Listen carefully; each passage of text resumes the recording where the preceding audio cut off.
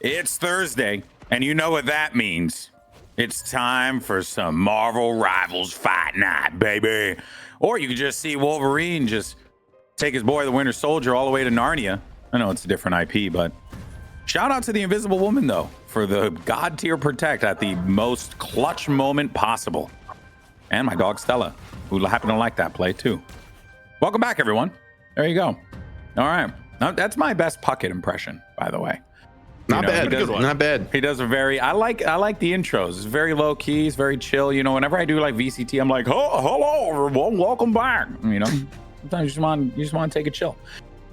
Well, this game ain't gonna be anything but chill though, because these two teams have played against each other time and time again. And in those times, VP has walked away as the winner, looking pretty strong in the process. Every time. Yeah. Yeah.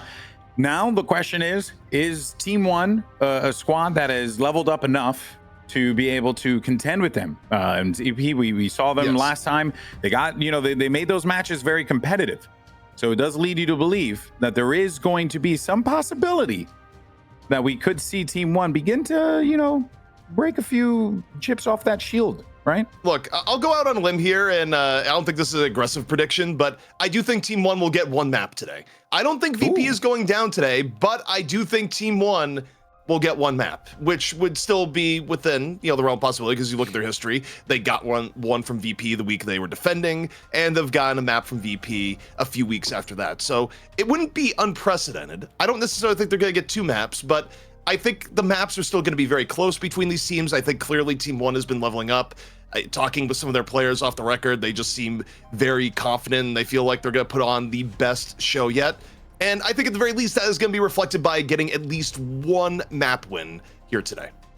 Yeah. I mean, the more I see Melio, the more impressed I get. I think he has kind of opened up the possibilities for the squad. And I think this is always the moment when there's a little bit of a format tweak as far as the ban system goes with the asymmetric bans, where maybe VP don't have it quite as dialed as they're used to. Maybe they've let off the gas just a little bit. However, I mean, just looking at this roster, beyond strategy and tactics, this team is so rock solid front to back. Every single player pretty much best in class at their role. TEAM1 needs to have a monster game to shut them down. And it's also just, for me, as an Overwatch old head, to see the homies. Nevix, Finzi, hell, even Sparker. I remember Sparker as well. I was more toward when I was leaving, but good to see, him there. And yeah. I mean, overall, though, I was looking on the chat, and Finzi was talking about how he needs his money because Iceland's expensive. So if my guy's out here playing for rent, ZP, no one can stop him. But you know what, the same note, when it comes to Finzi's still able to come on in and drop some love with some subs to the channel and show support week after week, where sometimes it's hard to draw the line. It's like, is Finzi playing or in chat? And oftentimes the answer is both. But I think the key to Virtus.pro success, as you look at the roster here, whether you look at the Vanguard line of Finzi and Nevix, whether you look at the Duelist line of Fi and Sparker, or the Strategist line, which we talk a little bit less about just because they're so good in Saipai and Dredro, where, Hex had a golden rule of talking about supports back in the OW days, and that was one of, if you're not necessarily talking a whole lot about your backline, it means that they're doing everything right. And I feel like that's often the case with VP, where they just get such solidly good play from their strategist backline that it allows Finzi, Nevix, and the Duelists to kind of steal the show. But you don't have the success that VP has had if you're not a truly complete team. Yeah, well said, ZP. For real. That's like, it shows that prep, it shows that time, it shows that effort that they've put into it, and that matters, and it's paid off as a result of that. But of course, I do want to say, same can be said for their opponents on the other side of the field, right? TEAM1 putting in that work, putting in that time. It's going to be a difficult one without a doubt, Jake. But to ZP and what he said earlier, hey, a map feels like it.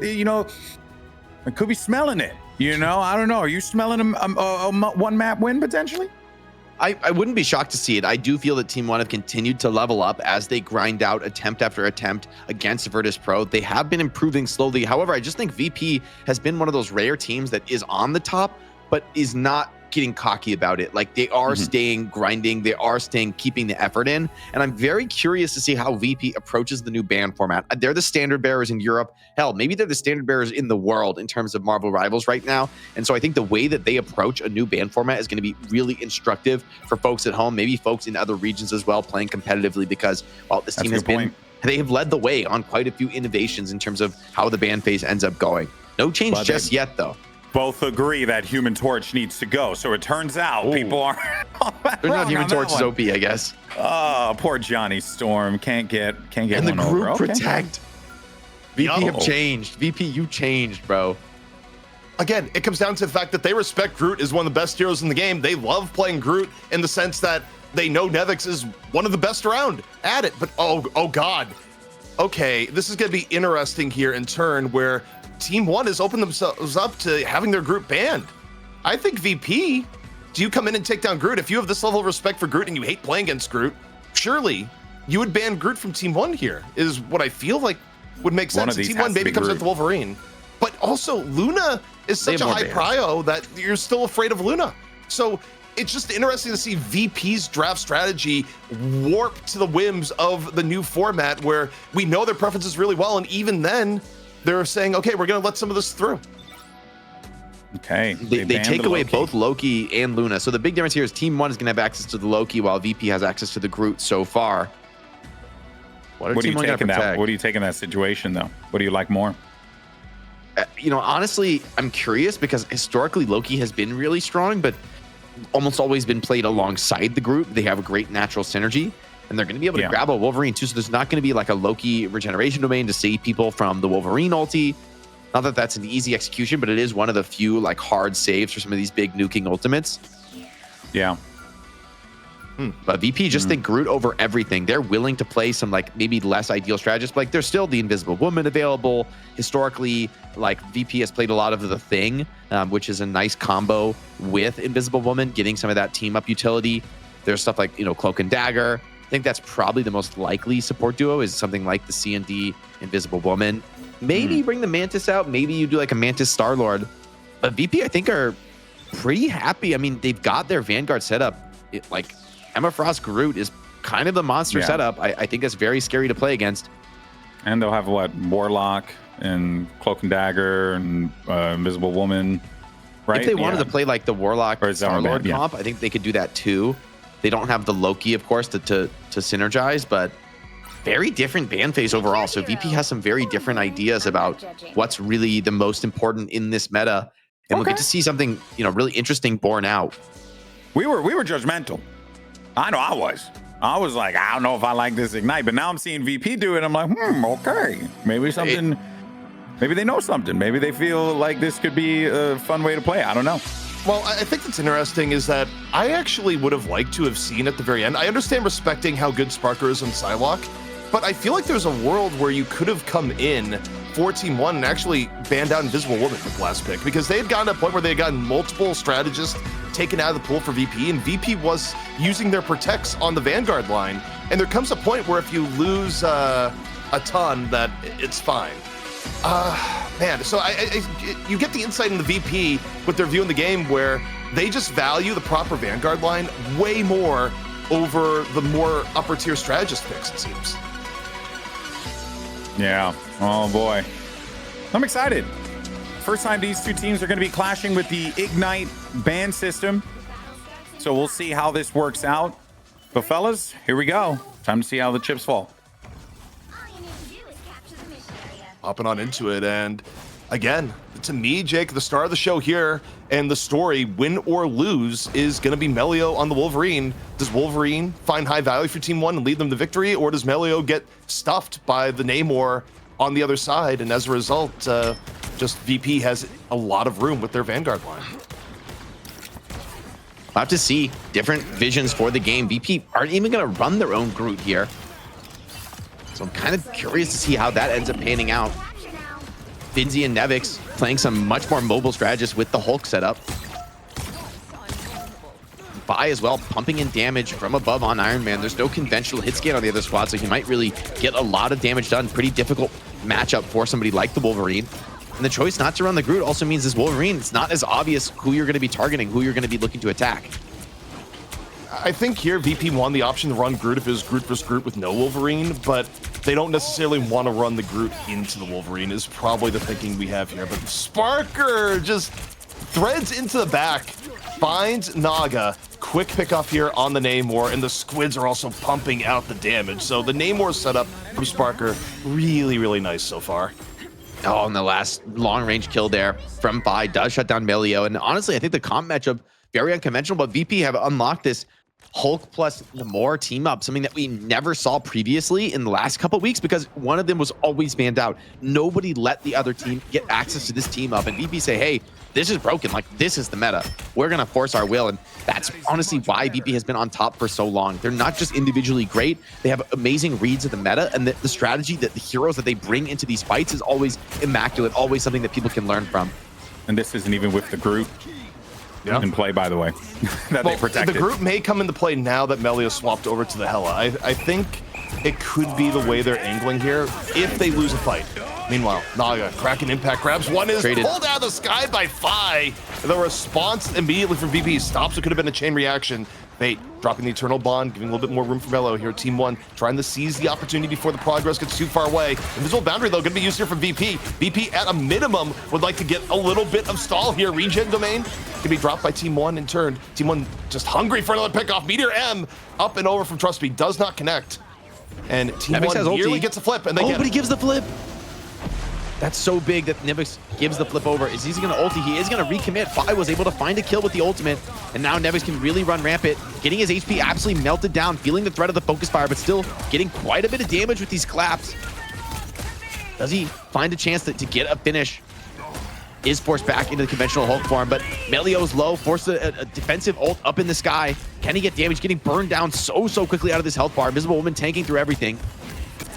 Melio laying in extra damage via the Goddess of Death, but the team is dying all around him, and Melio falling right after. And now you look at VP. They're going to get the reflip here, but Team 1 doing a decent bit of stall even as the fight was breaking down. Still, 33 to 61% right now. VP about 2 fights away from taking the first round, and Team 1 in a full reset now. Yeah, it's looking pretty awkward here for the retake, especially with Dredro having that Cloak and Dagger ultimate. So potent when it comes to enemy having no ultimates to respond to. You can get so aggressive with the C&D. See if VP want to do that, or if they just want to run the clock down using the threat of their ultimate to make the fight scary for the attackers who are looking to make this retake happen. Okay, off and into it now. Melio able to get the early pick on the Sparker, punishing early. Now, 1 up is Team 1. Naga working on the outskirts, trying to make the Psylocke pressure work. Eternal Bond can be dropped by Virtus.pro, so Virtus.pro can play in and around the Eternal Bond for now. Buy a little bit of time to get back up to full 6. And VP doing a really masterful job right now of not letting this escalate, even after giving up the first pick. And here comes Fi. Pulse Cannon, off, over, in. Not going to get what he wants. Regen Domain going to be laid down, and Team 1 close to getting a flip. Dance of the Butterfly going to be dropped here by Naga, and it's just trying to buy space on the point to get the flip. They haven't gotten here just yet, but with Nevix going down, they do. That's big that Team 1 are able to get the reflip, doing so holding on to a couple key ultimates. The Loki clone could be copied into another Cloak and Dagger ultimate. Rajaro with that Liberty Rush as well from the cap could be especially good, can be sort of a proxy for a support ultimate.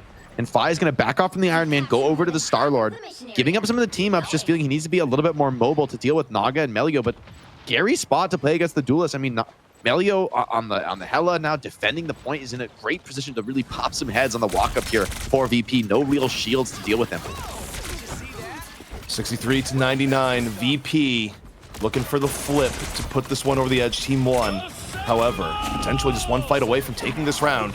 Team 1 gonna open up here with the Liberty Rush, force Hulk to immediately ult in response. Invisible Boundary already dropped here from VP, but here comes Trust Me, Meteor M, no, not gonna get what he's looking for. Nevix eating a whole ton of damage in turn, but the Horde from Sparker gonna connect. Whale to the face, Crook gone, Trust Me out of there. And Team 1 bleeding players, it's gonna be VP on the retake, and it'll immediately go in the overtime. Yeah, and that should be the round. Team 1, I don't even think they're gonna be able to get players back into the fight. He does TP away. Maybe that'll stabilize him for just a moment. They do have some stall touch coming in at a strange portal as well, but yeah, it's no shot to actually win the fight. VP Beautiful connections from them, able to outlast through some of those defensive ultimates, and Melio wasn't able to find those kills despite the open range on the point. It's Sparker who strikes first blood with that Horn of Proteus. I think we saw also just what a hard counter, you know, the composition that VP was running to, the aggression of the Wolverine, right? Like the good luck going up against the gamma-infused turrets of the Namor while also having to deal with like all the other crap that's going around as well. So it was a tough one for Emilio for sure. Which, you know, good on them to switch rather than continuing to run it down, you know? Yeah, I mean, I think one of the tenets of Rivals, too, when you look at how people run Ban Protect, whether it be last patch or this patch, or even at times during the Shroud Tournament, is just because you protect something doesn't mean you necessarily have to play it. At times, you can protect something to force a reaction out of the other team that is more favorable for what you really want to run.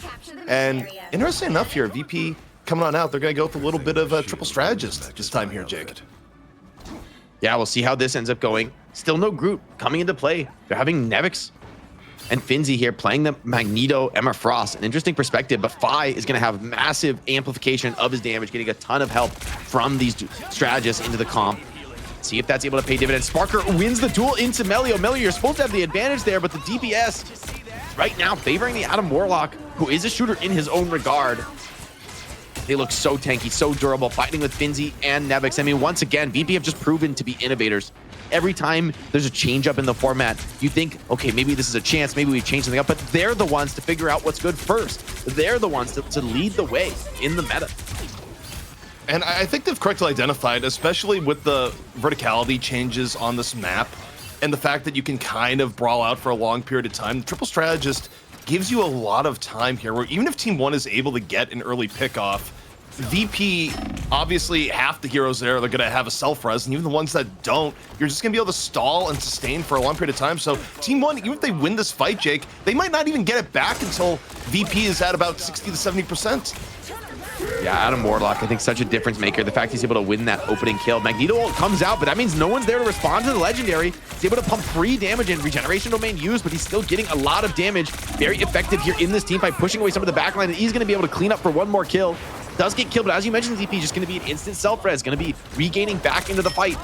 6-on-5 engagement, VP in the advantage, fighting another kill, and Team 1 fighting for scraps, getting nothing, going home hungry.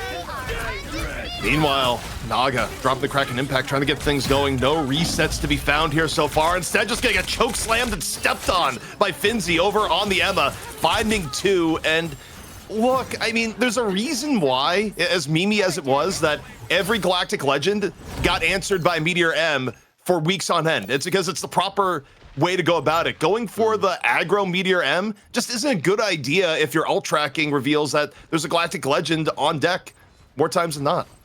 Agree. I think it's a mistake. And I think it's sort of uncharacteristic for Majaro, who's been one of the more solid Magnetos. It just goes to show the level of pressure that Team 1 is under. This is a revamped Virtus.pro. We thought maybe Team 1 had been resurgent. Maybe they had started to show some of the cracks, but instead it's been VP who have shored up their defenses. Coming back into the series, looks like stronger, as strong as they've ever been. Now with another bank of ultimates, Finzi ready to pop his, breaking down that Gamma Squid first. Such a huge threat from Naga. But they have so many tools to work with, and Team 1 has nothing. Health bars draining, dropping low, staying alive for just a moment, but there's so much pressure on them. Naga's able to get one pick off Team 1, a little bit of life here off the Eternal Bond. However, Karmic Rebirth, and here comes what could be the stall. Melio, meanwhile, Kraken Impact, gets the reset, looking for more. Karmic Rebirth, this is where you could feast a little bit more. Drops it, looks for another pickoff, reset there. One more, again and again. Here comes Melio. The fall through has been here on the resets. Melio, though, getting assassinated by Finzi. VP still with 4 on the point, potentially able to turn this Team 1 a little bit wounded right now. They have to drop the Loki clone to stay alive. Trust me, we'll use the whole call here in just a second, but VP, even in this fight, they have not given up control. This is a long, long stall where Team 1 is getting no progress here so far, Jake. Ultis are down, it's into the deathmatch. Hulk pops the ult, looking to get something, looking to create something, get advantage for his team. Can't quite get stuck in for a finish kill. There's one though. Something for the squad to work with. Team 1 finding a bit of purchase. Another connection. Naga this time finding one. 99% for VP, but finally they're going to be evicted from the point. But such a difficult, long climb ahead for Team 1. The fact that they're able to clutch that out, big value for Melio, getting a ton of resets from the Winter Soldier. Trust me on the Hulk, also able to battle back. And using this team up with the Namor, maybe that's a road to defending this point with that Gamma Squid could be really potent on some of these high grounds. But VP, they're going to have a lot of bites at the apple, a lot of chances, and it only takes one team fight victory to secure this map and put them in advantage in the series. Team1 has to drastically play up relative to what they have done the rest of the map here so far. And I think you're right. A lot of the pressure here is going to be a Nog on the name war, where it's more effective when you're on the defense. You have to have sublime squid positioning here and good pickoffs if you go for any flanks.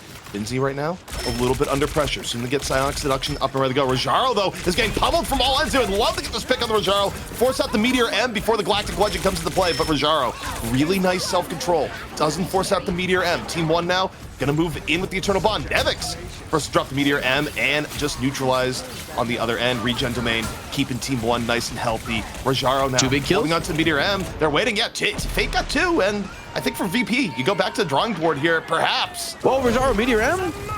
Oh, they're trying to clutch, though, VP with the reses. They're actually kind of coming into this one. There's no chance in that fight, but then they just res back into it. This is the strength of the team, up 5 with 3. A 4th comes in from Binzi.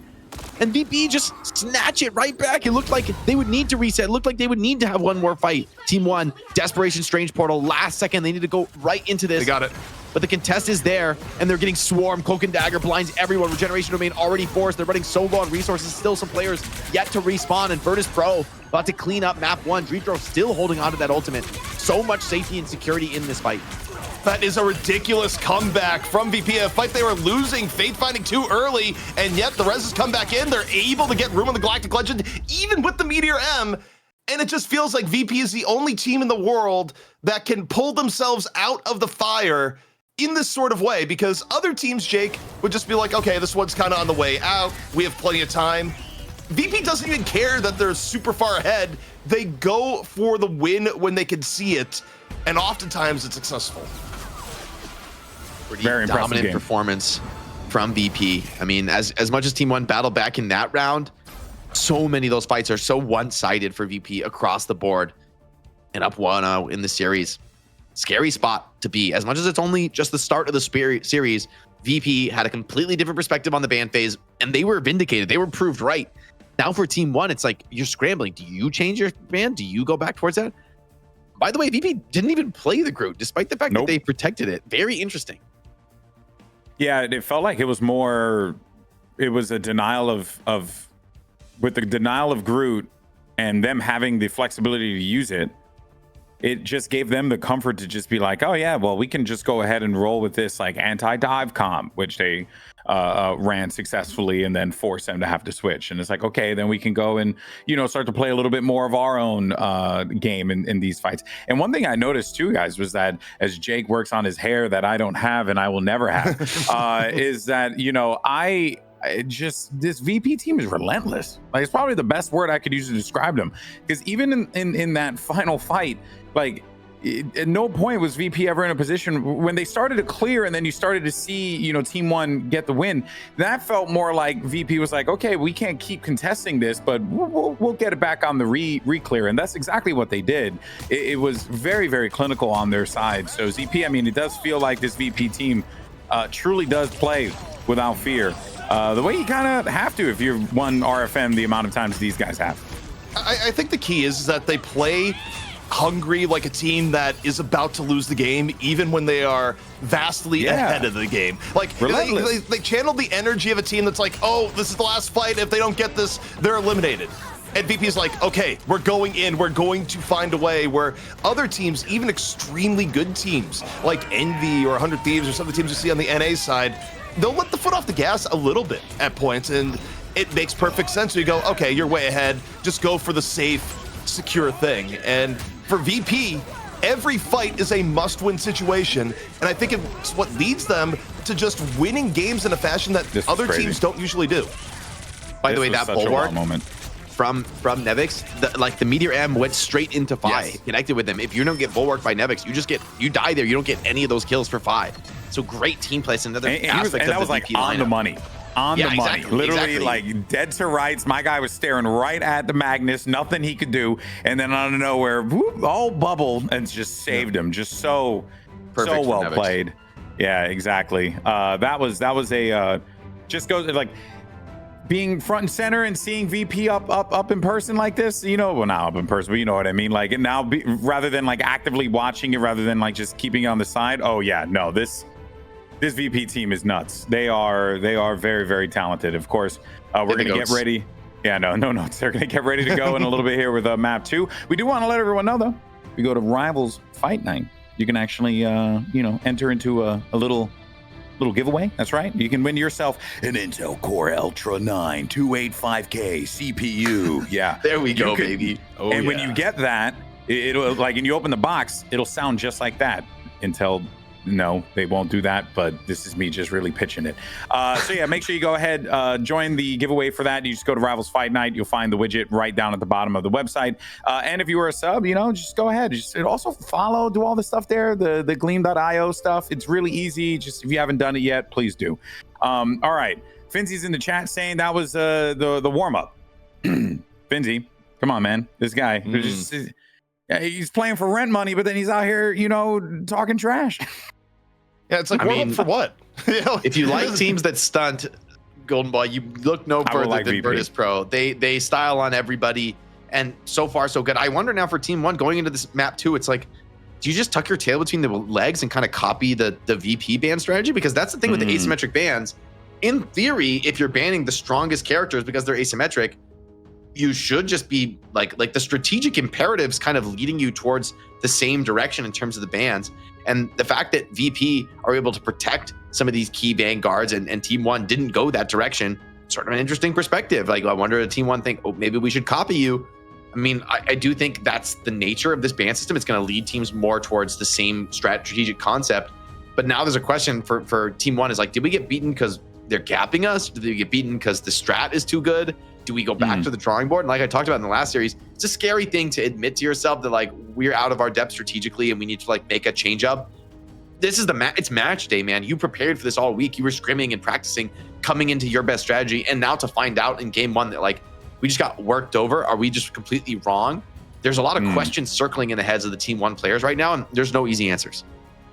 Yeah, it's a rough one for sure. There you can see what the bans were, and can't help but feel like that Psylocke one really didn't matter all that much. I don't know if that would have done much. The Loki one was good. I mean, I did think that was like a solid one, but ultimately, there, like you said, there are just other things that seem to just have a bit more presence, a bit more authority in that situation you might want to get rid of. But we're going to be going to the Hall of Ajalia, heading over to the beautiful lands of Wakanda. ZP, look, I know you've been there a few times. Yeah, just a little bit. Wakanda. Every now and then, like you got to travel mostly for the sky miles and nothing else, right? But Wakanda Air. Exactly. How many sky miles you get for a flight to Wakanda? Honestly, it's more than you can expect because you got to go through some portals. Like go through to another universe. Dude, I would be on board with an airline that sends me through portals. So long as I have to avoid Newark, I'd be good with that. No, you still go through an interdimensional portal. Newark is the interdimensional locus of everything. And actually, no magic works without it. I don't know why, but that does explain some of the recent issues. But here's what I'm going to say as you go forward. I think if you're Team1, what I would like to see, and maybe it's not what they would like to do, but I still think it'd be effective, is that I think you go Groot and you force Groot Mirror out of VP here. Because even though VP is an incredibly good Groot team, also, they have avoided running it for a very long time. So if there's anything where VP may be a little bit out of practice, it would be if you're able to do Groot v Groot, because they've just avoided it for literally months at this point. So I would like to see that, want to ban Vanguards and force that pick on their side, right? Essentially. I think that's where they could go just put a more high prio protect. I mean, I think it's interesting too that there's been a heavy focus on the Loki and the Luna in our first series, and VP have kind of ignored it. And they're like, you know what, you can ban our Loki and Luna. We'll play the Adam Warlock, triple team up with Star-Lord and Mantis. We'll play a Cloak and Dagger, Invisible Woman. We don't need Loki, Luna. That's what they seem to be saying with these bans. And honestly, I kind of believe them. They can still get a lot of mileage off Cloak and Invisible Woman. They look great on that setup.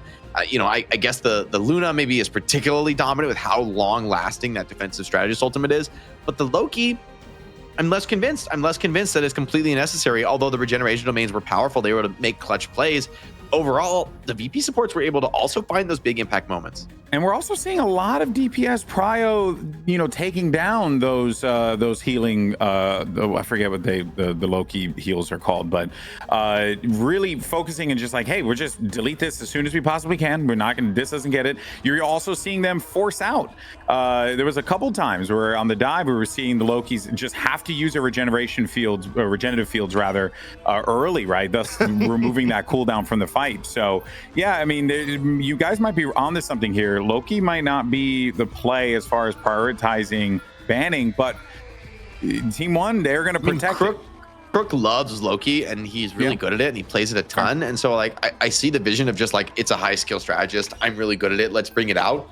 But I feel like VP have like another level of thought on this, which is just that they're willing to give it up because they just can play anything. Like we'll find the strategist to support the rest of the comp we want to play, no matter what you take away from us. And so far, the only exception to that has really been the Luna Snow that they've wanted to get out and delete from the server.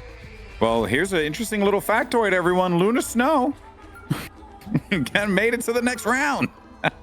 Probably going to get banned here, though. Yeah, one more. I think this, I would be very surprised if VP don't ban the Luna, and same for Team1. I think it's very likely going to be a mirrored Luna ban. VP have the opportunity to protect the Luna themselves if they're able to get it past this point, which I suspect that they might. Yeah, I mean, you look at it here, neither, they banned the Emma. So again, this is VP going, we don't really care as much on the strategist end. We just want to make sure we have the proper Vanguard play. It is a key difference in strategy. And now, for Team1, they are going to be able to come in here and do a ban and a protect where they're going to be able to protect the Luna. Yeah, they get the Luna Loki. Yeah, it's one of the most, I would say, the most common and probably the most powerful strategist backline in the game. But in exchange here, they're not going to be able to run with an Emma Frost. They're not going to be run like Emma and Magneto at the same time. And also, if they protect, here's the problem. Should they protect Luna here, then they're not going to be able to protect Magneto, and VP can ban the Magneto. I really think they should have banned the Adam Warlock here to attack the team up for Star-Lord, because I do think as good as the Loki Luna setup is, it's not, I'm not super convinced over the triple strategist setup. I think that's like another way to deal with it from VP. I don't know. I mean, it's going to be interesting because Loki Luna is a monster combo, and like just being able to have like how long the copied Luna ult lasts, the real, okay, so they do. Yeah. Oh, and then Team1 didn't protect the Luna. Okay, never mind. They're not going to get it. I don't know about that, man. Like, I guess, Magneto is pretty good, but you had the opportunity to get Loki Luna over the line and you didn't take it. That kind of surprises me. It also makes me think the Loki becomes less potent because you can't copy the best strategist in the game. Yeah, well, also just again to focus on the vanguards, right? VP making it very clear that in these moments you want to go after the mate on the field. That's the goal. Get rid of the mate, make it spoiled. Don't have to deal with it. So you're taking, you're protecting some of them, right? Like, Magneto, Emma Frost, getting rid of others. Actually, wait, in this one, was there any Vanguard bans? Yeah, there was one, right? Yes. Well, especially coming in from the VP side, where they decided they took out Emma, and I think they would have banned Magneto. They would have banned Magneto too if it was not protected. I think that was the problem that I think Team1 realized towards the end of the draft, is that as much as they would have loved to have protected Luna, I don't think you love your front line if Magneto is out of the game. I think that is even worse, where you're already down a key Vanguard and Emma, the way VP has been playing. I just think VP is probably onto something here where they're going, no, the number one thing in this game, it's not necessarily strategist play right now. You want the proper Vanguards to dictate the course of battle, is I feel like where we're at. Yeah, VP are also going to get access here. Both teams rather going to get access to the full Gamma team up, and they're both going to take that mirror match. So it's interesting, despite how much prio Groot has seen from the drafting perspective, VP still aren't going to utilize it themselves. So they just want to prepare that option, but it's almost like they're saving it in reserve to counter some other strategy that we haven't seen yet. I don't think they would have been protecting the Groot if they didn't intend to have it as an option, to have it maybe mitigate some threat. Maybe you're right. I think you mentioned this before. Maybe it is something like the Hela that you want to be able to deal with. A little bit Iron Man versus Iron Man. One Iron Man with a bubble. Crap out of the air. Ooh, Finzi able to find Melio right on after. So yeah, I mean, Iron Man gets grounded, immediately taken down. Team 1 is also looking very wounded in the poke battle that's going on at the moment. Naga super low, finished off by Nevix, and VP's defense here looking flawless thus far. Yeah, that's an insane grab. Nevix jumped into the air, pulled Melio down out of the sky. It was an easy follow-up for the rest of VP. Beautiful pickoff, getting at massive advantage. And Loki, yeah, you got the Loki. You invested so much into creating this advantage. And I wonder for VP, like, even if you didn't ban Loki, do they even want to play it? They look so solid with the Cloak and Dagger and the Invisible Woman. A lot of playmaking available on these squads. Trust me, trying to build back into that Hulk form is going to pop it. But the clock's starting to run a little bit here. Almost a minute 30 is off the clock. You have a Cloak and Dagger ult if you want to open this next fight. But VP have a very well-practiced defensive setup and have already broken away that Gamma Squid. All right, in once more is Team 1 trying to crack what is a very difficult first point buy right now. In the back, just beaming Hulk, trying to put back the puny banner, and the Horn gonna finish it off. The Horn, super well timed, coming in by Sparker. Gets, trust me, back in the puny banner form. Team 1, though, still get commit here with the Loki clone. Moving in, looking for anything. Meanwhile, Pulse Cannon denied by Rajaro. Meteor M, right place, right time. Deals with Phi, gives Team 1 a chance to make this fight something meaningful. Naga working here, has a Horn of his own. Looking to the back line right now of VP. Sonic Seduction, though, coming in here from Finzi. Gonna force a lot of movement out of Team 1, and Fate cannot get away. Massive seduction from Finzi. Yeah, that's so big. The Emma Frost denying that ultimate pop. Melio got his ulti canceled last time and has charged it up again. He's in behind. Would love to kind of make a play here. Cloak and Dagger, though, making it too difficult to find that window. Now Melio potentially gonna get hunted down. Oh, great catch there by the Hulk. Is that going to create an opportunity now for Phi to chase this one down and then pull from the Invisible Woman? It's a full court press. Melio under pressure, grabbed and controlled by both Nevix and Saipe there. And that's going to stall him out even further. This is going to be down to the final attempt of the attack. VP are about to earn the full hold. And this was the Team 1 map choice, and it could be the quickest map we have seen here so far. Last opportunity for Team 1 to get things going, to avoid going the reverse sweep land in all likelihood. Starting out here, looking at Melio on the Iron Man. Right now, decent poke here to the left, a little bit of squid control. Gonna get Hulk in his face here in the moment. Phi, though, meanwhile, was able to get on the Naga. Oh, and shielded. the maximum pulse gets shielded by Finzi. Unbelievable presence of mind by Finzi. Just completely stuffs Team 1. And they got 35 seconds now, Jake. We talk about it a lot, man, but these VP Vanguards are just on a different level. There's the regeneration domain used, and you're just sitting on the Horn of Proteus now. You have to walk up into Sparker on the full defensive setup. So many ults available for VP. Team 1 are walking into a meat grinder. They've already dropped one. The Ultra Hulk comes in, instantly stunned and controlled there by the Horn of Proteus. Cloak and Dagger ultimate is going to get them onto the point. Virtus.pro need to find the way to stabilize, but they're banking quite a stack of ultimates. Horn gonna be dropped here. Team 1 looking for any sort of way in, and it may just have to come here from Rajaro. Meteor M, can he find the miracle? Looks at Finzi, does it again. Finzi just drops the barrier in his face. Finzi playing out of his mind on the Emma Frost, dropping the Sonic Seduction. Looking to clean things up here now. Team 1 running out of options. Ultimates fading. VP still healthy, still an invisible boundary in reserve. Trust me, getting burned on down. Puny banner about to come into play. Naga down. We're in overtime, and VP is cleaning up.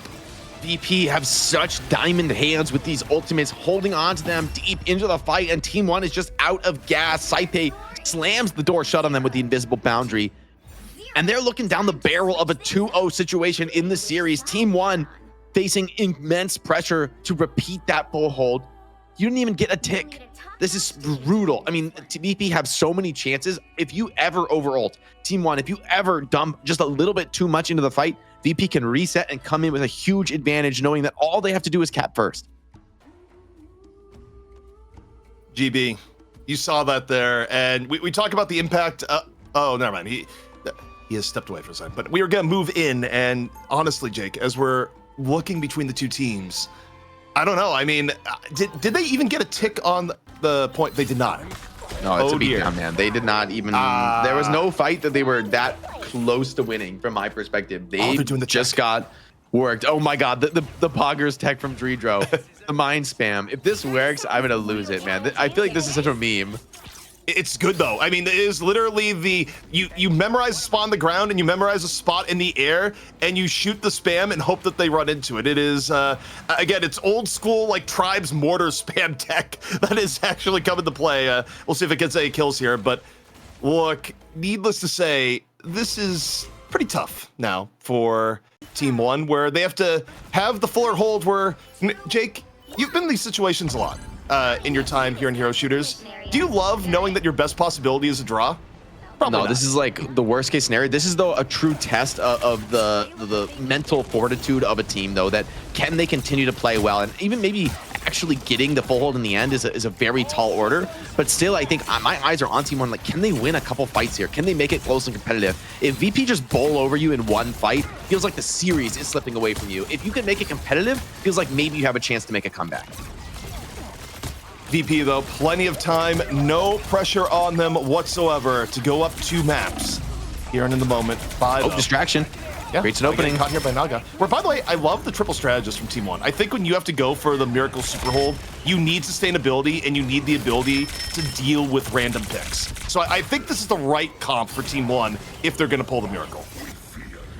Yeah, I do agree. It gives them a lot of clutch staying power and rezzing, but there's a very early invisible boundary. Virtus.pro flipping the script, going super aggressive, already finding 2 kills, and this is a completely different VP from the defensive posture they took in the last round. This time, they're taking the fight straight to Team 1, and Team 1 crumbling, gone out of this game.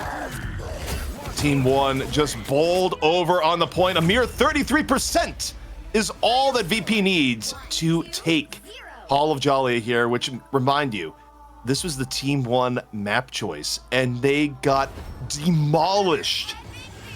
That is brutal. And the scary thing is, Jake, we just saw Team 1 look like world beaters just a series ago against Team Peps, and they run against VP, and it is an entirely different league. Ridiculous speed run.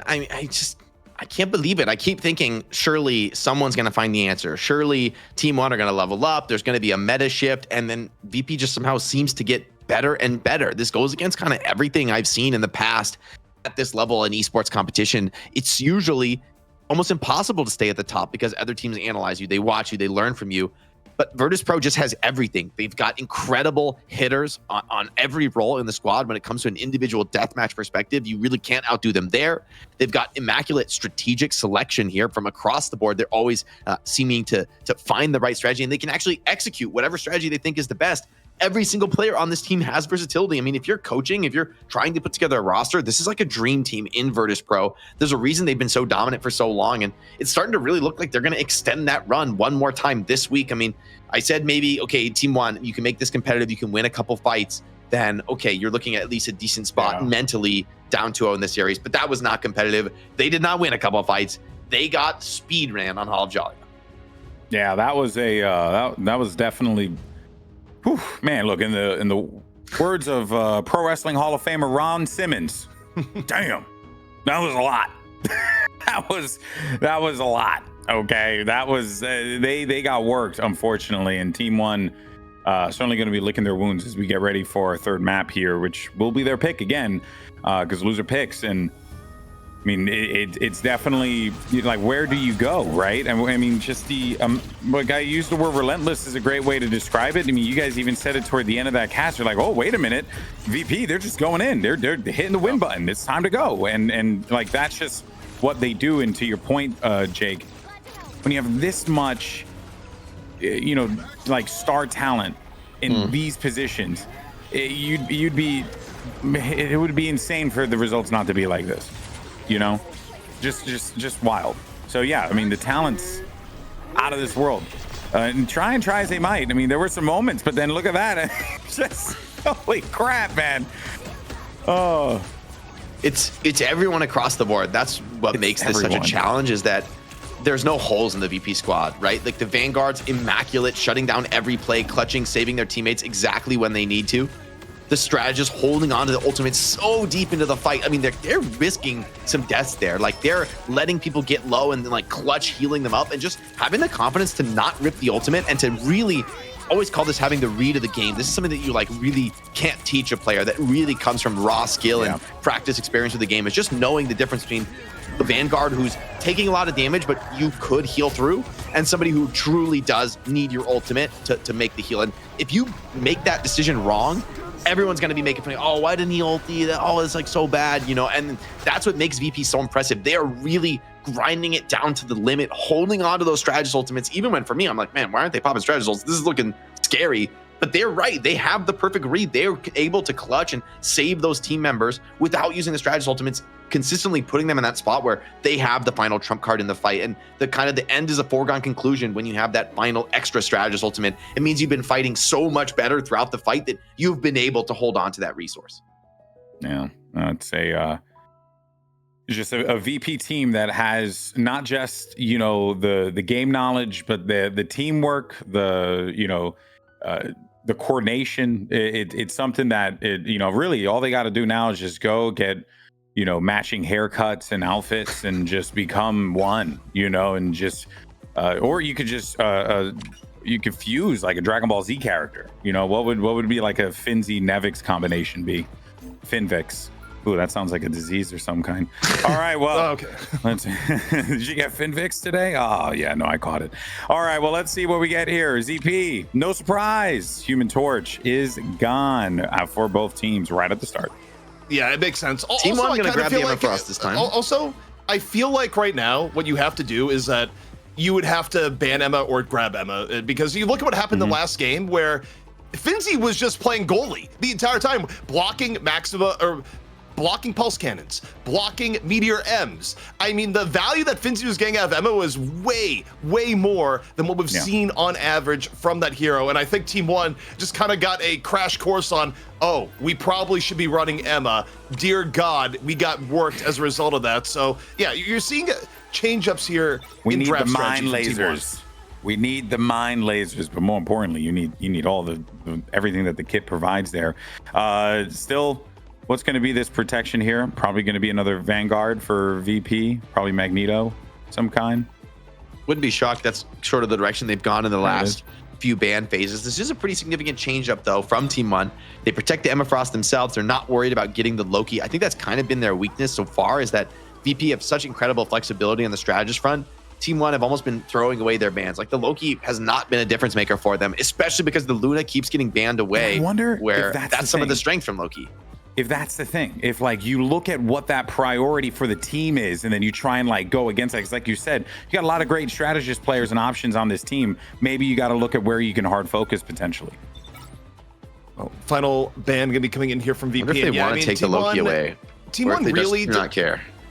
Look, Team One here really deciding to end up and go, okay, we want to protect the Vanguards. VP, meanwhile, okay, what do they take here for the very final ban? Because this will be telling. If they don't ban Loki, okay, they do ban the Loki, so they have some respect for it. I was gonna say, if they don't ban Loki, it looks incredibly bad for Team One, because they're like, we've been Prio 1 protecting the Loki, and they don't care at all about it. Yeah. Okay, they are gonna take the Loki away, force Crook onto a different hero. But that's where the versatility comes in, where VP, of course, they're super confident in all these different characters. I don't know. I mean, Crook has played a ton of Loki that we've seen. Let's see how he goes, flexing off of that most comfortable character. And it's going to be Burn It T'Challa to potentially decide this series, back to the control game type, but with a significant switch up in terms of the comp selection here, especially from Team One. Yeah, it's going to be a challenge here for Team One so far. And if you're just joining us, Hall of Jolly, a complete hold. No pips gain, nothing. Just utter domination. Krakoa, you had some opportunities there. All right, there were some chances. Is this going to be the one that Team One has been looking for, though, is the question, right? ZP, you were not confident, but you said, hey, there's a chance that we could see Team One get a map here today. But Virtus.pro, they were offended by that, clearly. I think so. And VP's like, by the way, our read on things is just better with what we prioritize. But Team One, they've had 2 maps of beatings, basically, to accommodate and acclimate to what is going on now. And this is where, okay, maybe they've made the proper adjustments. They're going to be running with the Emma, which they haven't really been prioritizing over the course of the day, and we'll see where it goes. Immediately, Fi just breaking down that center pillar, wants to bring up some of these walls, not deal with some of the chaos, keeping vision on the field, doesn't want to be caught by any kind of a cheeky flanker. Although I think Melio has already snuck in behind him. Is he aware of that? Now he's going to be. Both teams right now training back and forth, and Fi right now super low, caught by Melio, so a little bit of life from Team 1 in the first engagement at the moment. And off here to the back. And now, if you're VP, this is where VP usually can make things happen where they're able to bend back, but trust me, gets on the Dreedro. The Emma swap for Team 1 actually paying some dividends so far, and this is where Team 1 can do a little bit what we saw versus Team Peps, where they're usually pretty relentless at chasing down staggers, but they hold it right here, Jake. Yeah, I mean, VP as a team, you want to put some respect on the name, right? Over-aggression could be really risky against the squad, how strong they've been playing so far in the series. Low on cooldowns. Is the Psylocke. She manages to get bailed out of trouble, but VP are going to sweep through that opening, taking the fight straight to Team 1, not letting them hold on to the point for long. Stun onto Naga. He's low, but had to back off here for now. And the Cloak and Dagger roll now being taken into the backline of VP, stabilizing for the moment, but Nevix has already gone down. Yeah, Nevix down here early, and okay, I mean, Naga, new look here for Team 1. Early control. VP gonna pop the Eternal Bond, try and make things work out here. Melio, meanwhile, Dance of Butterfly has already been used, mostly negated by the Eternal Bond. Vi, meanwhile, finds Naga. So opening here, but Melio evens things out, gets Saiba in the back. Way higher value pick here from Team 1. And Melio really looking good on the Psylocke here thus far. Trades are coming in though. VP trying to scrap this one out, keeping it in contest. Finzi still has that Psionic Seduction if he wants to pop it, but right now, it's running out for Trust Me. No follow-up from that ultimate. VP, it's been a long staggered fight, a very scrappy one, but it seems like they're starting to trade well. Team 1 still relatively stable, but the Ultra Hulk could change that now. Nevix into the back line. All right, Rajaro hang on here. Team 1 in a very good spot here so far. 78% on the point thus far. Trust Me, able to take down Fi. And VP, a little bit more disheveled than we've expected here. Down 1.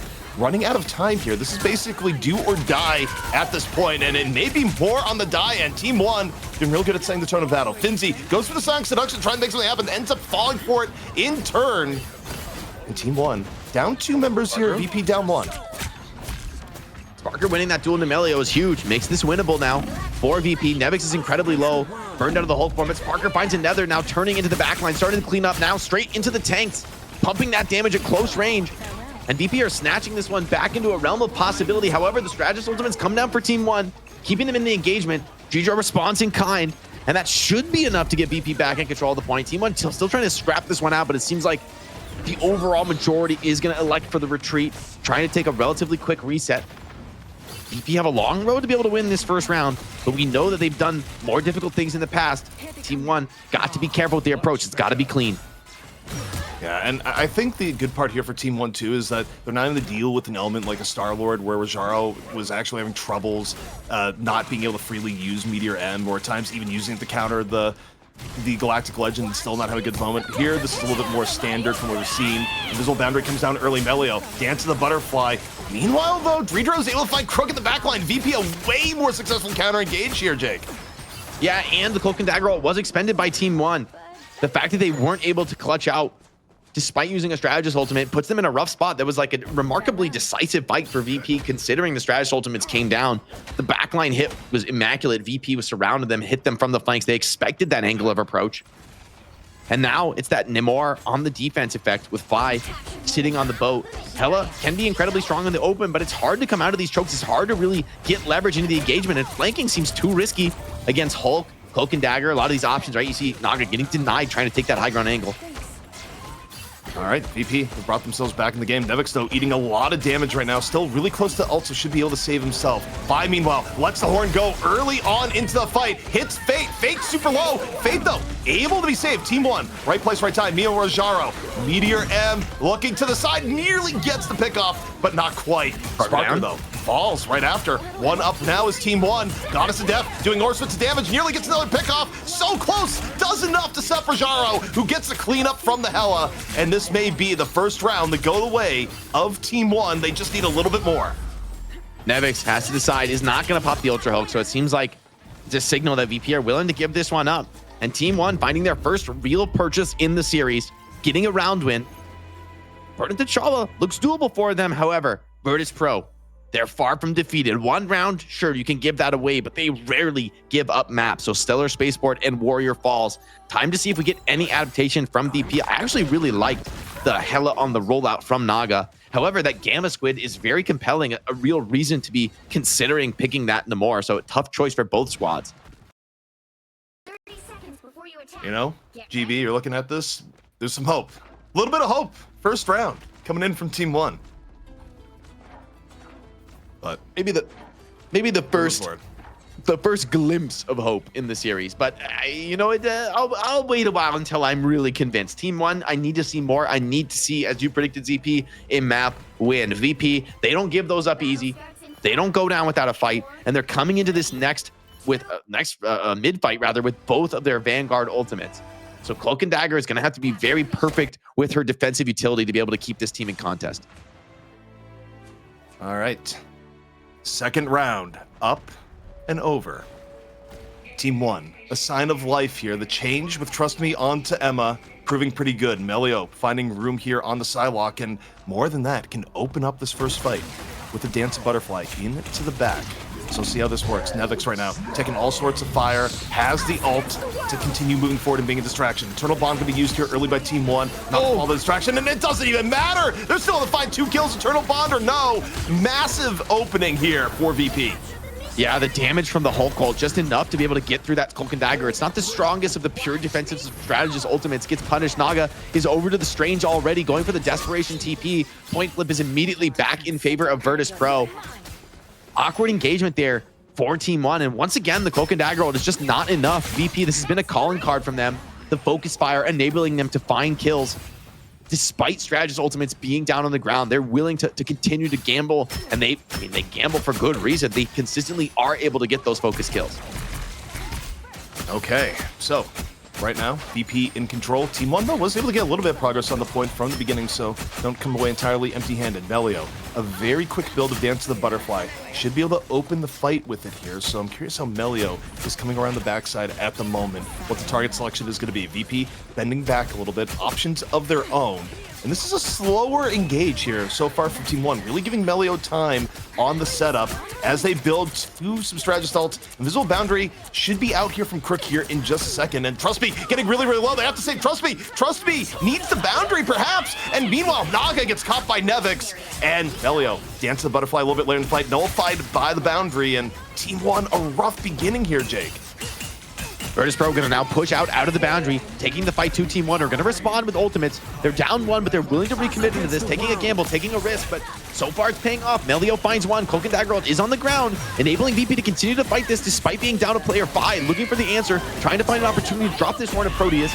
The boundary drops down, immediate connection from the Proteus, but the Dance of the Butterfly is still pumping in damage. Sparker is staying alive, and despite all that incredible ult dumps, no one has fallen. We're getting now deep into the fight. And if you're VP, you love it right now. You're 82% there. Nearly another Fight Night victory in the books if they're able to get this round and the one after.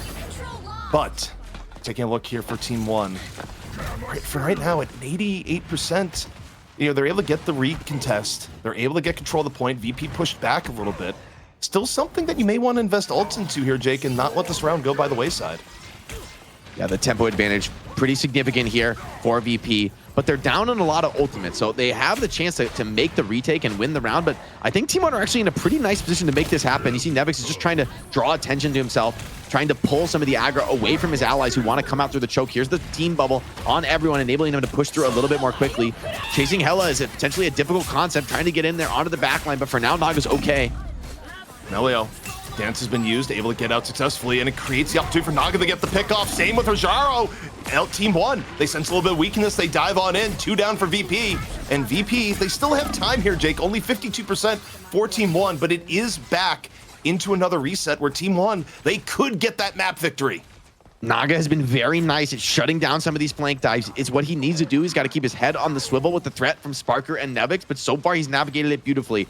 This time, though, he doesn't have the ultimate, so he could be a bit more of an Achilles heel when it comes to the retake. Buy as well, looking for some kind of opening. Ulti's coming in, trying the Psionic Seduction, trying to deny some of these key ult pops from VP. Team 1 want to end this round before it even begins. But so far, VP holding strong, and they're turning this one around. Yeah, the horn doesn't really get much. Meanwhile, here comes Rajao trying to even things up. Goes for the slam dunk Meteor M, gets nothing. Bricks it. VP still at full strength. Eternal Bond rushing forward. Sparker able to find Naga into the back line. And now it may be VP's turn to get the reflip here. They're real close here on the point. Team 1 trying to stall things out. And now you have to buy some time here, Jake, to get someone back in spawn to go for the Strange Portal, because you're not going to have much time in terms of the touch. Sparker, more cleanup, and I don't know if the Strange Portal is going to have time. Naga's going to go for the swap. 90% for VP. They don't have strategies ultis. It's such a hard fight, though. They're going to be able to get the TP out of the point, but it's going to be out of the frying pan into the fire. Here they go, trying to touch the point. They are keeping that OT rolling, having the opportunity to jump in and out and get reset back in the spawn. Now they're bringing everyone to bear, but the Ultra Hulk is here waiting for them, grabbing them, picking them to pieces, clapping them down to the ground. VP, drop 1, drop 2. Sparker, though, is fighting right back, finding picks of his own. Still has that dance of the butterfly. Would love to be able to hold on to that for the next round. Melio triples down, giving everything to this engagement, but it's not enough, and Team 1 dumped everything into this. They're coming into the last round, potentially the last round of the series, and VP are at a massive advantage.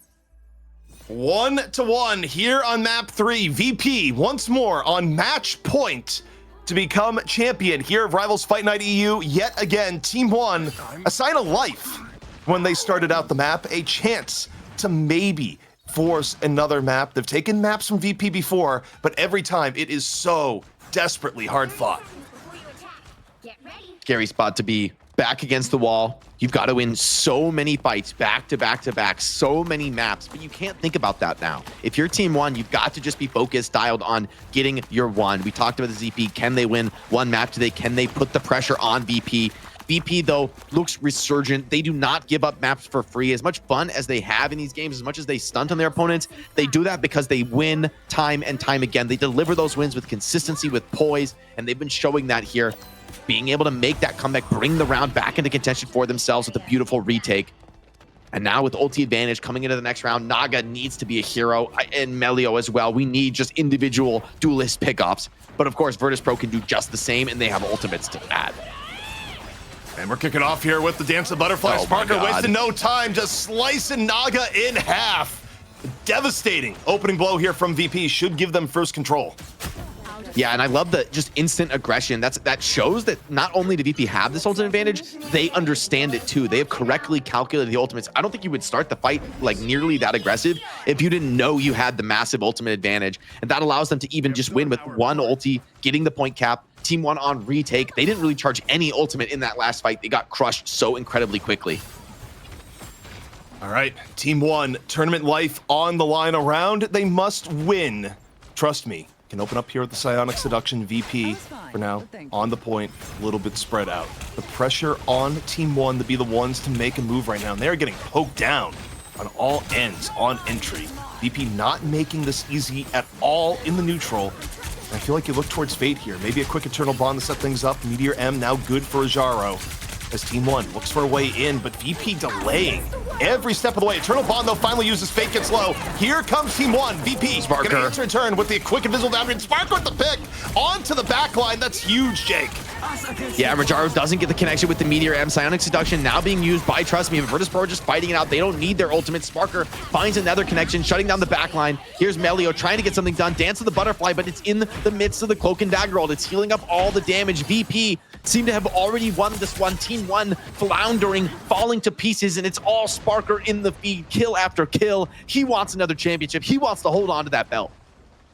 You know, he's about to keep that belt and then some. The ref's about to count to 3, and the count is already at 2. And we're not just making wrestling references just because GP is here with us today, though. It would be a good excuse. VP on the way. One fight from the championship. Team 1 backs against the wall. Can they make a little bit of magic happen here and now? Sparker, though, the dance is ready. And this is scary because with Psionic Seduction, you might not be able to pop your ultimate. So if Finzi finds the right initiation, this one could be over before it begins. Team 1 has to be so careful. They got to be not getting caught out by those ultis. They got to make sure that they can actually get the engagement that they want. Here comes the Dance of the Butterfly, already forcing some key skills, some key defensive ultimates out. Finzi comes in with the Psionic Seduction, but it's Trust Me who finds the first kill onto Nevix. This fight's starting to look winnable. Crook had a good boundary. They were able to just escape into it. They don't get anything off the Dance of the Butterfly. They're able to punish Nevix in turn, who was a little bit too deep. Team 1, the last gas perhaps coming out here, forcing VP back. They get the flip. They're on the board. Trust me, though, might have gone a little bit deep, but no, healed up in turn. They're able to catch Finzi. Team 1 still alive. They still got some fight left in this one. Finzi wasn't able to get the massive connection he was hoping for. However, some strategist ultimate available for both teams. Difference makers will be the Psionic Seduction for Team 1. And Saipe coming in with that second strategist ultimate. This has been the recipe for success in the past for Virtus.pro. Create a strategist ultimate advantage and make yourselves inevitable while threatening to cap the point. Coming in on the entry is hard, though. You can't just pop those ults willy-nilly. Oh, that's a connection on the back line. Nevix with another. From downtown, Fi with the horn. The follow-through's gonna be there. Unbelievable opening here for Virtus.pro, and perhaps the end now of Team 1. Overtime ticks on down, and that is it. VP once more sweeping here in the money match of Rivals Fight Night EU. The multi-time champion yet to be defeated, and for good reason.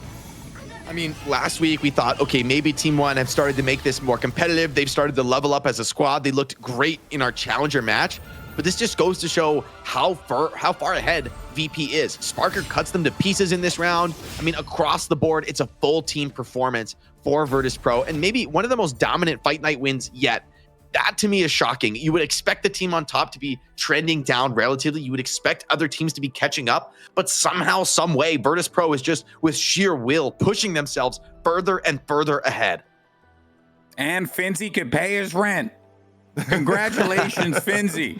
You are economically in a position where you can contribute a small sum after you give the rest of the money to the rest of your teammates, because you all should be splitting it evenly. And then after taxes and whatever other things you got to cover in Iceland, and then you should be able to pay your bills. Congratulations. Give us some more subs, bro. Give us some more subs, bro. Please. No, but GG Virtus.pro, absolute domination, top to bottom. Exactly what you'd come to expect from a team that has dominated RFN since inception. So that's a pretty cool thing. And, it's something they should be proud of, right? People have stepped up to them in this format. It's a different format in comparison to what you'd find in other esports, right? You're usually playing tournaments or league matches or whatever. But here, you got this King of the Hill format I love.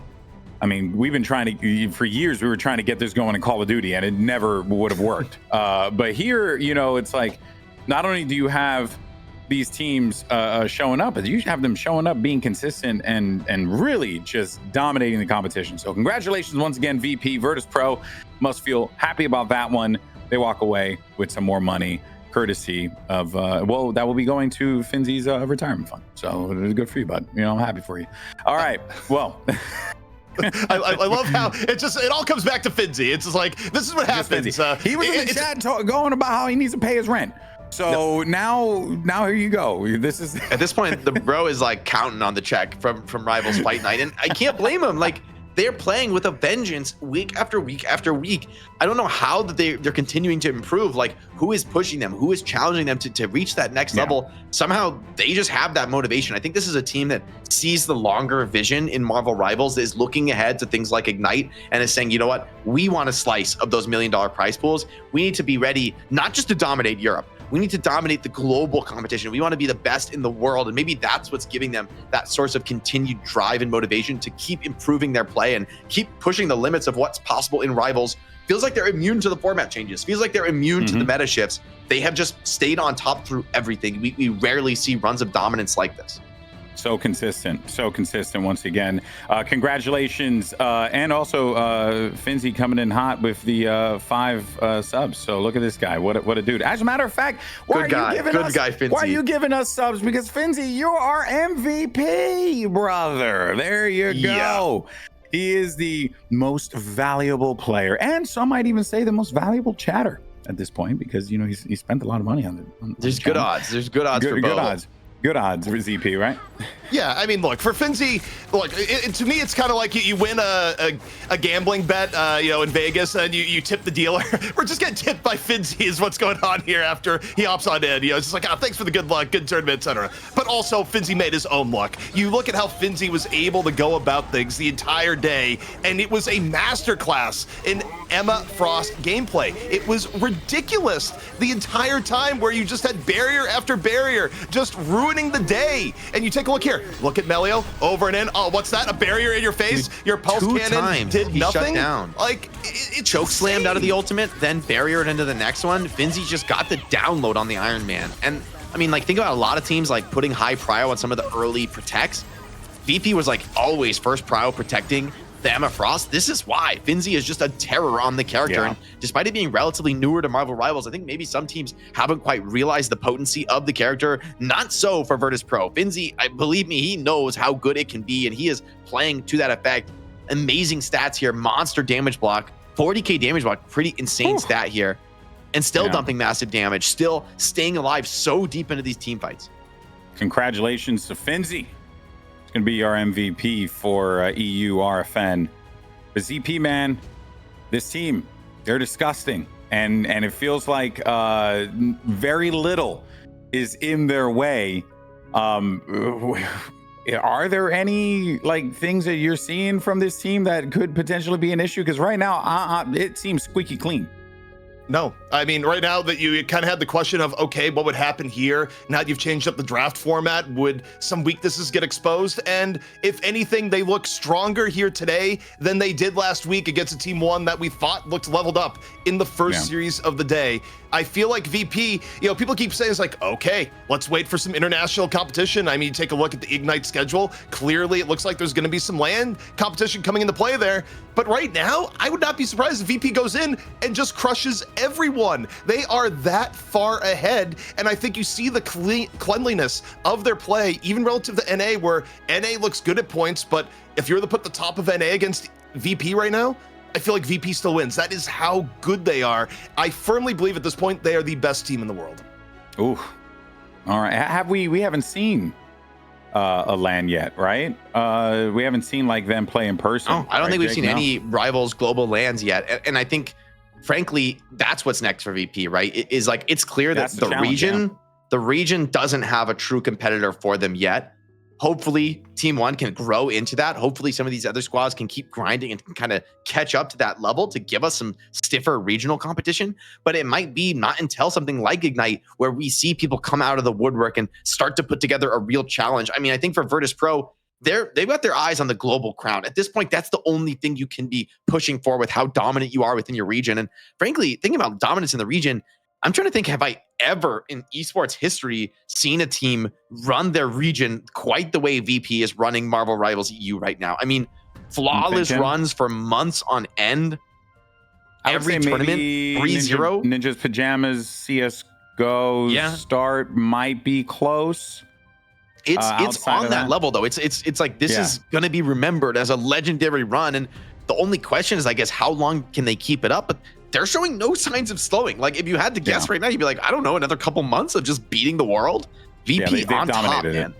Here bet it your is. Channel points on them. Bet the house on the channel points on VP. And the one that doesn't have their name next to it, they weren't here. So that will give you a good idea. And not to downplay anyone, but when you see that level of control, when you see that level of domination, it's a very, very difficult thing to stop. Finzy's in the chat talking about he might have to play with an Xbox controller. What's going on right now? Unbelievable. This guy. We gotta get these guys on. We gotta get. If you play Emma Frost on an Xbox controller, you build different. Actually, tracking on an Xbox controller. Actually, gonna give it a try now. Let's see how it goes. All right, here's your schedule. This is what's gonna be coming up because we're all wrapped up here in EU. Coming up next, though, we got some NA action. Got Envy versus Sentinels. You may know Sentinels, you may know Envy. Two small organizations that vie for the hearts of millions. Going up against the T-shirt company. I'm kidding. They are an incredible organization. 100 Thieves is waiting in the wings. And if Shroud Gauntlet is any indication, like how these teams go back and forth. A very different scenario from what we've seen in the EU side of things over in NA. So, you know, the ZP, there's been a fair amount of turnover on the NA side of things because the parity seems to be a lot closer out here. Yeah, I mean, NA, again, you stop and look at it, we've just had a new champion every single week. It is continual turnover. It is the very definition of parity. And even last week, I mean, we had 2 matches and both went the distance, 5-5. It does not get any closer than that. NA for Rivals Fight Night has been a treat week after week. You never quite know what's going to happen. In fact, one of the 2 teams here just messaged me saying that they have massive PC tech issues, so we might have an emergency team coming in out of nowhere. TBD, I'm not going to name the team till it's a final, but that's what just popped up in my DMs. So after this break, you might have surprises in more ways than one. Good luck, ZP. ZP's going to have to deal with that because that's his responsibility. But for us, I mean, I'll tell you what, I'm going to sip on this cup of Joe and I'm going to chill out because I'm getting ready, people. We got some big matches coming up and waiting in the wings. It's 100 Thieves. But that is, of course, going to wrap things up here. Big shout out to Team Peps for giving us their time and competing here at Rivals Fight Night EU. Massive shout out once again to T1 for always putting up a good fight. And, of course, your champions, EU's very own VP, Virtus.pro, dominating the competition, hitting the eye of Agamotto on pretty much anyone in the region at this point. It is going to be a tall task to take care of those guys. We'll see you in a little bit for the NA matches.